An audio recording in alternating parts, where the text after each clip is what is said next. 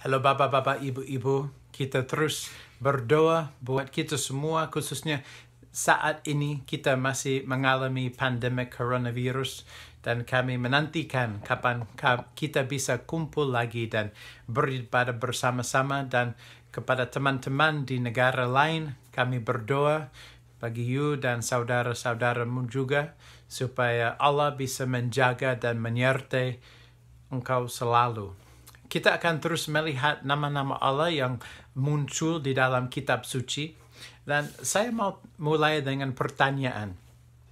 Apakah perasaan atau pikiran yang masuk kalau saya menyebut nama Bapa? Bapakmu, ayah, ayahmu. Nah mungkin pikiran-pikiran atau perasaan-perasaan yang muncul positif. Mungkin dalam pengalamanmu, ayahmu memang orang yang baik, orang yang lemah lembut, orang yang mengasihi anak-anak dan keluarga dia. Tapi mungkin ada perasaan muncul yang negatif. Mungkin ayah keras, mungkin dia sering mabuk, mungkin dia kurang baik, mungkin dia nggak ramah, mungkin dia nggak akrab dengan anak-anak. Atau mungkin kalau you mendengar nama itu, mungkin tidak ada hubungan dengan ayahmu. Mungkin tidak mengenal ayahmu. Lalu saya mau kita merefleksikan diri tentang perasaan yang masuk hati kita dengan nama atau kata Bapa, ayah, karena nama yang kita lihat pada hari ini bagi Allah adalah Abba. Dan Abba berarti ayah atau Bapa. Karena Allah adalah Abba kita. Nah, kalau saya berpikir tentang ayah saya, banyak hal yang positif masuk kepala saya dan hati saya. Ayah saya baik sekali. Menurut saya dia orang yang kerja keras, dia pandai, dia kuat, dia ramah, dia sering mencari cara atau jalan untuk menyampaikan kasih dia kepada saya. Lalu dia baik sekali.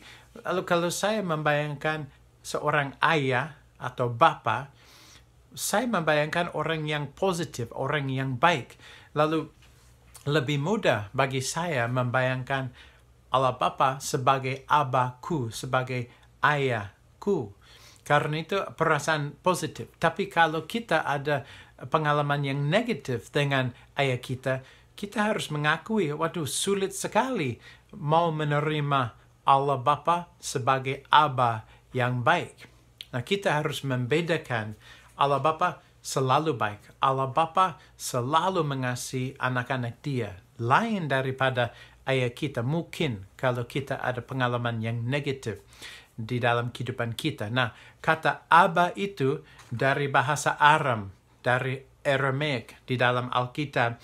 Dan nama ini bagi Allah nggak muncul di perjanjian lama, tapi muncul di perjanjian baru. Cuma 3 kali nama ini dipakai di dalam perjanjian baru. Dan kali pertama nama ini dipakai di dalam kitab Markus, nama dipakai di dalam doa Isa Yesus. Luar biasa. Yesus sendiri yang memperkenalkan nama Abba kepada kita. Saya akan membaca ayat ini di Markus 14, tapi supaya saudara tahu, nama Abba ini cuma muncul 3 kali. Yang pertama di Markus 14 ayat ke-36, di Roma 8 ayat ke-15, dan di Galatia 4 ayat ke-6. Dan saya mau membaca dari Markus ayat 35 dan 36 yang berbunyi, ia maju sedikit, ialah Isa dan Yesus. Ia maju sedikit, merebahkan diri ke tanah dan berdoa supaya sekiranya mungkin saat itu lalu daripadanya. Katanya, ya Abba Bapa, tidak ada yang mustahil bagimu. Ambillah cawan ini daripadaku, tetapi janganlah apa yang aku kehendaki, melainkan apa yang engkau kehendaki. Yang selalu kalau kata Aba digunakan di dalam kitab suci, pasangan adalah Bapa.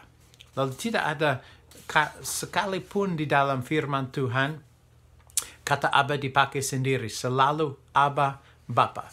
Karena kita harus tahu ada emphasis, ada dorongan, ada tekanan seperti 2 kali Allah ingin kita mengerti bahwa dia adalah Aba kita, dia adalah ayah kita, dia adalah Bapa kita. Itu sebabnya Aba Bapa, Aba Bapa, Aba Bapa. Supaya kita bisa menerima dia sebagai Aba atau Bapa atau ayah yang baik sekali. Nah, kita harus mengakui juga Allah yang Maha Kuasa, dia menciptakan segala sesuatu. Dia menciptakan langit dan bumi. Dia menciptakan semua manusia. Tapi bukan semua manusia menjadi anak dia. Lalu, karena kita diciptakan oleh Allah, tidak berarti kita langsung menjadi anak dia. Kita menjadi anak dia kalau kita masuk dalam keluarga dia. Dan kalau kita masuk dalam keluarga dia melalui penerimaan Tuhan Yesus sebagai Juru Selamat, baru kita dipanggil anak. Dan baru dia dipanggil ayah atau bapa atau aba. Nah, ini satu pengalaman saya sebagai pelatih bola. Saya udah banyak tim menjadi pelatih, lalu banyak pemain. Nah, waktu latihan pertama dan saya memperkenalkan diri, saya biasanya menjelaskan, oke, kalau you mau panggil saya, boleh panggil saya pelatih, boleh panggil saya pelatih Steve, boleh dipanggil saya Bapak atau Pak Steve, nggak apa-apa. Tapi beberapa kali di dalam tim itu ada anak saya, anak laki saya. Dan saya selalu tambah, tapi ada satu orang di sini yang boleh memanggil saya ayah. Karena ini anak saya. Lalu ada hubungan khusus di antara ayah dan anak. Yang lain daripada semua lain. Nah, sama walaupun Allah menciptakan segala sesuatu, ada hubungan khusus.